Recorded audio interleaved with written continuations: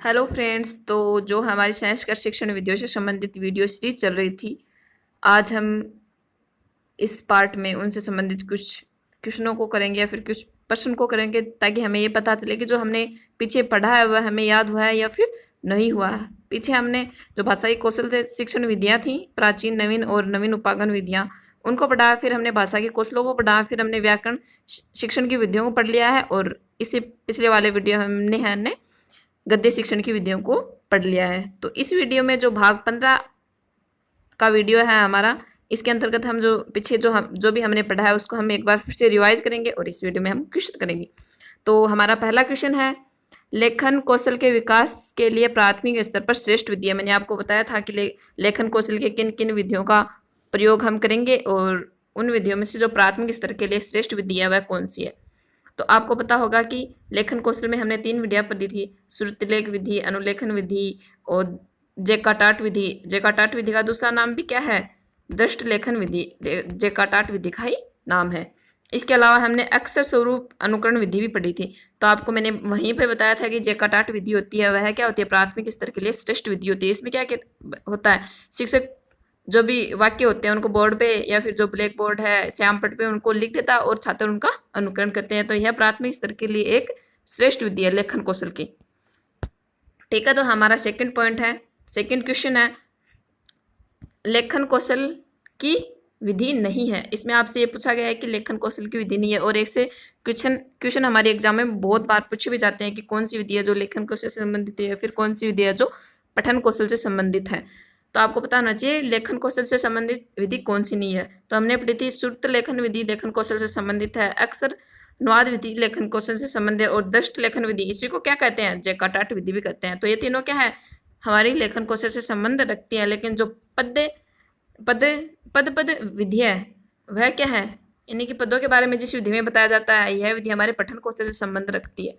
ठीक है, तो आपको पता होना चाहिए कि पठन कौशल से संबंध रखने वाली विधियां कौन सी है और लेखन कौशल से संबंध रखने वाली विधियां कौन सी है। ठीक है, तो इसका आंसर होगा ऑप्शन नंबर ए। अगला हमारा तीसरा क्वेश्चन हम देखते हैं, व्याकरण शिक्षण में व्याख्या का अंग नहीं है। इसमें पूछा गया है कि व्याकरण शिक्षण में हम जब व्याख्या करवाते हैं तो उसका अंग क्या नहीं है। तो चर्चा के माध्यम से हम व्याख्या कर सकते हैं, उदाहरण के माध्यम से हम व्याख्या कर सकते हैं, और प्रत्युत्तर यानी अन्य उदाहरण देकर भी हम, या फिर विपरीत उदाहरण देकर भी हम व्याख्या कर सकते हैं। लेकिन परिचर्चा क्या है? व्याख्या का, व्याकरण शिक्षण में व्याख्या का अंग नहीं है। तो इसका ऑप्शन क्या होगा? ए। अगला हमारा फोर्थ क्वेश्चन है,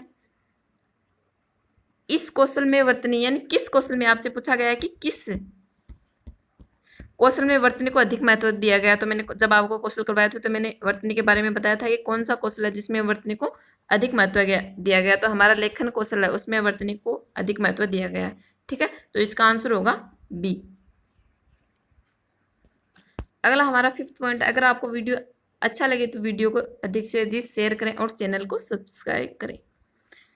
हमारा पांचवा क्वेश्चन है, गद्य शिक्षण का प्रमुख उद्देश्य है। मैंने आपको पिछले वाले वीडियो में बताया था कि गद्य शिक्षण का प्रमुख उद्देश्य क्या होता है? ग्रहण एवं अभिव्यक्ति, यानी ग्रहण एवं अभिव्यक्ति दोनों ही क्या है? गद्य शिक्षण के प्रमुख उद्देश्य हैं।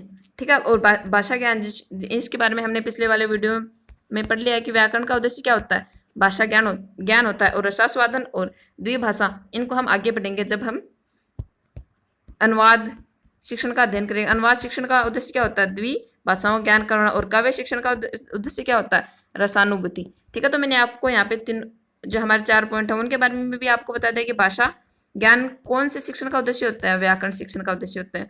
ग्रहण एवं अभिव्यक्ति होता है वह गद्य शिक्षण का उद्देश्य होता है। और जो द्विभाषा ज्ञान होता है वह अनुवाद शिक्षण का उद्देश्य होता है। और रसानुभूति, रस की अनुभूति हमें पद्य के माध्यम से भी हो सकती है और काव्य के माध्यम से भी हो सकती है। ठीक है, तो इसका ऑप्शन हो गया बी। अगला हमारा सिक्स्थ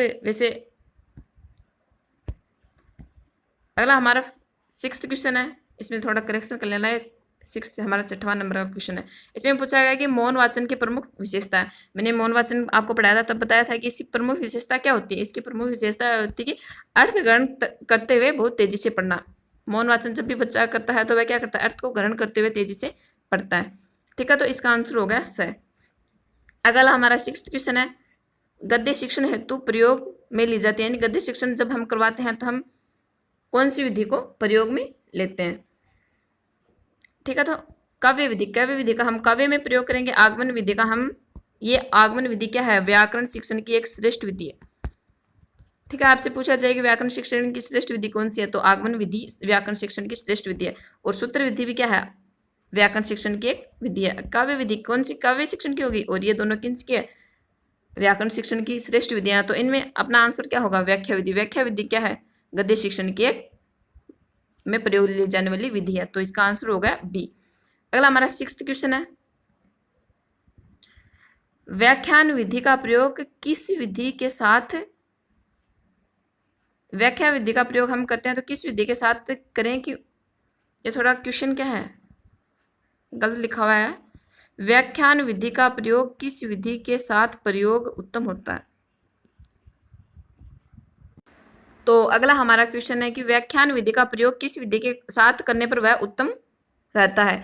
तो आपको पता होना चाहिए कि व्याख्यान विधि का प्रयोग हम जब प्रश्नोत्तर विधि के साथ करते हैं, जब हम बच्चों से प्रश्नोत्तर करते हैं, उनके साथ जो बच्चा सही उत्तर बता रहा है या फिर गलत उत्तर बता रहा है, अगर वह गलत उत्तर बता रहा है तो वह किस प्रकार से, या फिर उसका सही उत्तर क्या होगा, इस व्याख्या के माध्यम से हम बच्चे को ये बताएं तो यह क्या होगी, एक उत्तम विधि होगी।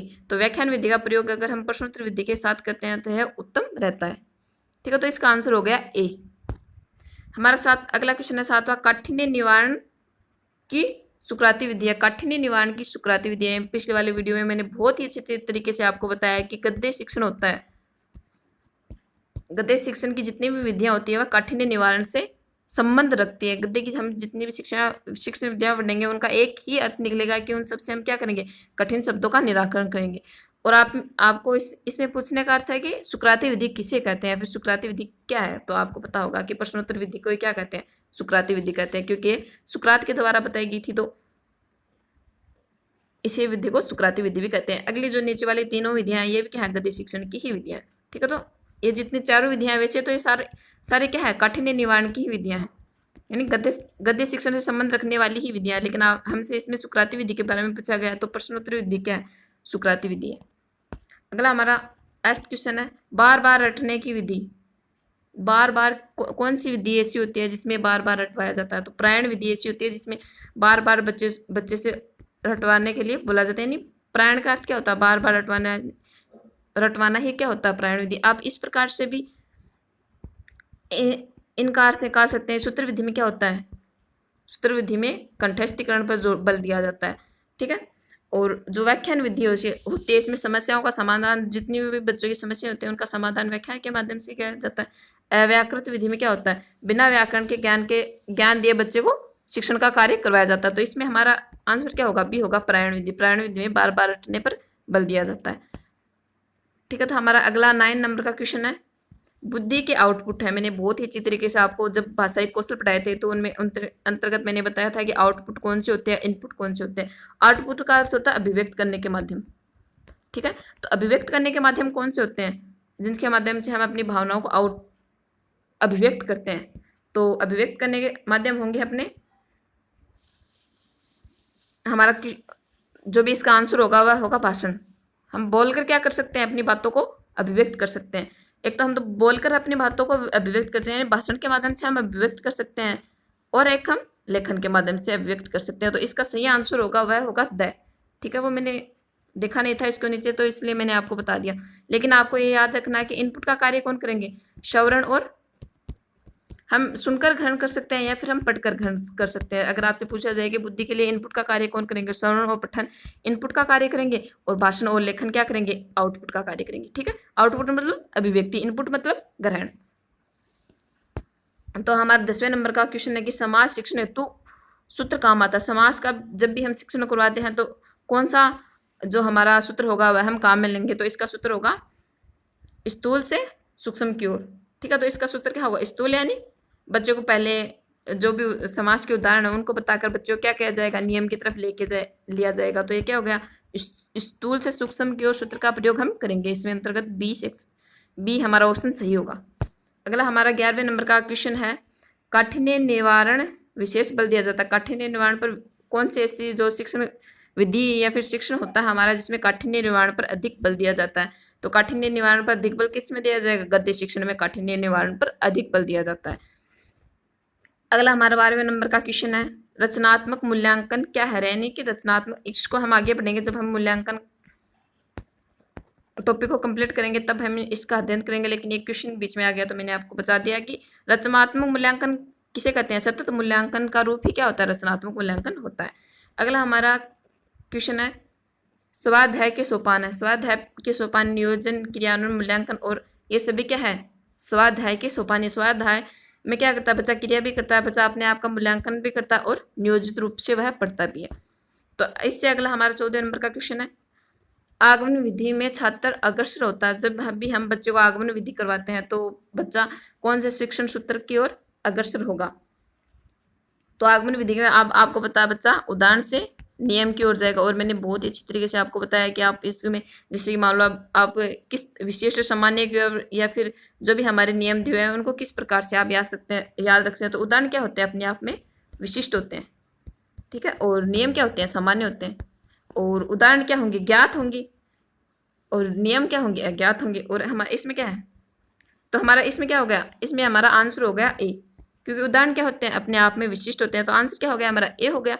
और मैंने ये बताया कि आपको ये किस प्रकार से याद रखने हैं। तो उदाहरण क्या होते हैं, अपने आप में विशिष्ट होते हैं, उदाहरण ज्ञात होते हैं, उदाहरण क्या होते हैं, हमारे सामने प्रत्यक्ष रूप से होते हैं। तो उदाहरण क्या होंगे, हमेशा प्रत्यक्ष होंगे। इस प्रकार से आप इनको याद रख सकते हैं। अगर आपको ये याद है कि उदाहरण से नियम की ओर, तो आप इनके जो अन्य सूत्र हैं वो भी इनसे निकाल सकते हैं। तो अगला हमारा शायद अंतिम क्वेश्चन है,